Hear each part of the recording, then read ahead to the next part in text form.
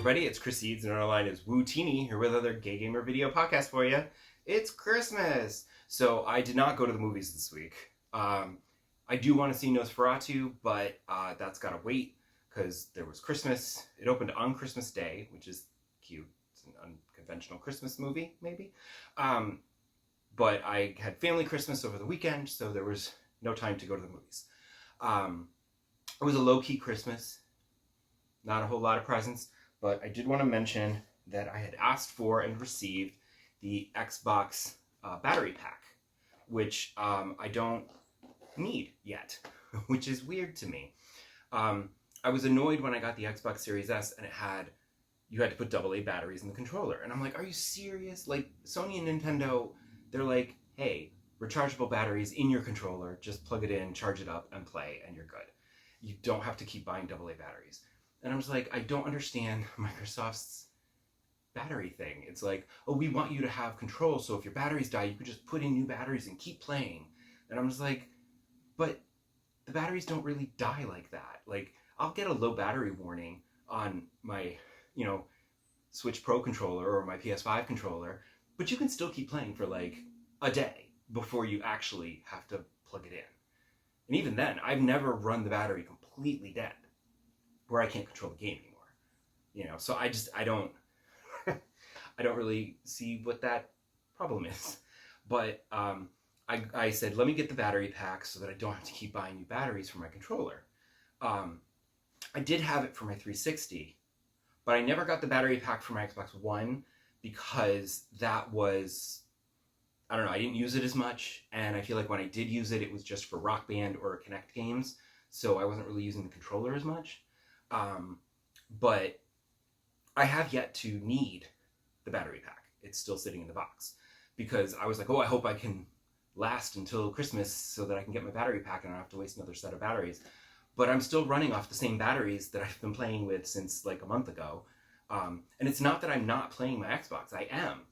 Like, I checked and I have played like over 30 hours of Starfield. I've been playing it for over 30 hours already, which is kind of mind-boggling.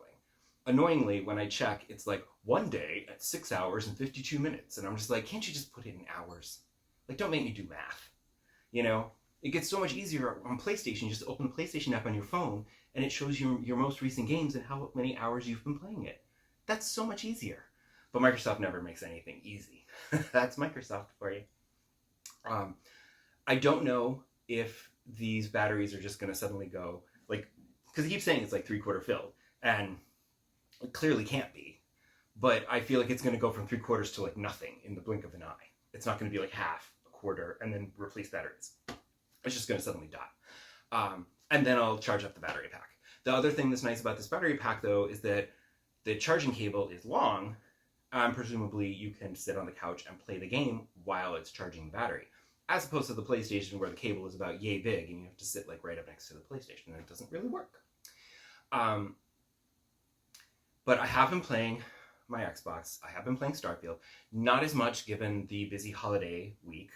But I did make some progress. I decided to swap companions again so I can get some progress with Sarah in her side quest.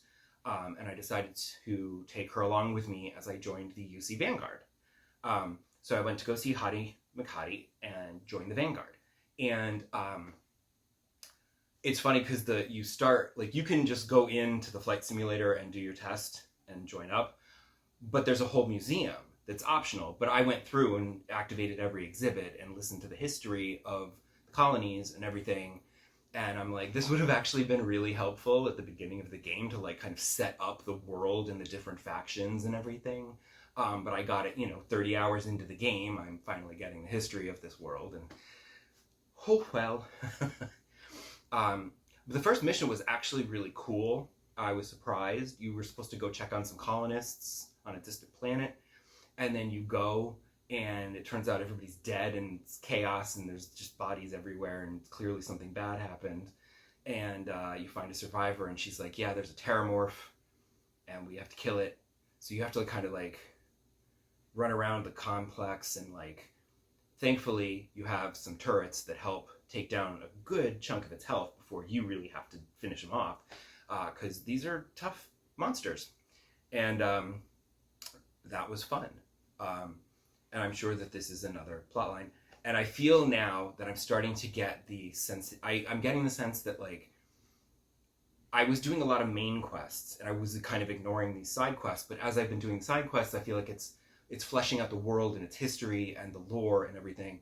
And now I'm feeling like I'm gonna have to, like, kind of, I feel like I should probably alternate between doing, like, a main quest and then a Vanguard mission and then the Rangers missions, you know, and, like, kind of alternate between them, sprinkling a little random side quest things here and there, just so that I can kind of maintain the story a little better, I think. Because these side things, these other missions, they're giving me some more background that would be helpful to have when doing the actual main quest. It also boggles my mind that I've been playing it for 30 hours and I feel like I've barely made a dent. This is a big ass game. But I haven't been playing it much. I haven't had that much time over the past week because of the holidays. And there was, of course, you know, the daily games, which I have to play Animal Crossing every day. And then I play my Disney Dreamlight Valley every day. And like I said last episode, I've been balancing them, and sometimes you can play them for just like 10 or 15 minutes and you're fine. But I am finding that with Infinity Nikki, I can lose a good chunk of time running around that world doing random shit and taking pictures and just having fun. And playing dress up. I just can't imagine how I still have not spent a single penny on this game. And I've been playing it for, like, I don't even know how many hours, like 20 or 30 hours probably at this point. It's crazy. I get sucked right into this pretty little world with all the cute outfits and everything and the adorable little creatures. And I also was very excited this past week. I unlocked, there was like this sexy Marilyn Monroe outfit, and I managed to unlock all the pieces for it in the gotcha catches. And I was like, yay! And you can, like, blow these heart-shaped bubbles for some reason. I don't know for what purpose. It just looks nice in a picture. But I was very excited about that. And that's where I started to realize, okay, this is where people would spend money. Because there's another limited edition outfit at the same time, and I didn't want any of that one. I wanted the sexy outfit. I like the Marilyn outfit. So I was like, let me get this. And I focused my energies on trying to get those pieces. But, like, I ran out of diamonds, and I'm just like, I can't. Like, there came a point where I couldn't get the other outfit without spending actual money, or maybe playing the game for like another 50 hours straight so that you could unlock even more diamonds so that you could do it. But that's where I feel like that's the only point where I'm like, oh, I could spend money here to get this other outfit, but you don't need it. You just want it. So thankfully my willpower is good there, so I don't need to spend money. But it is really fun, and I don't know why it's so weirdly addictive.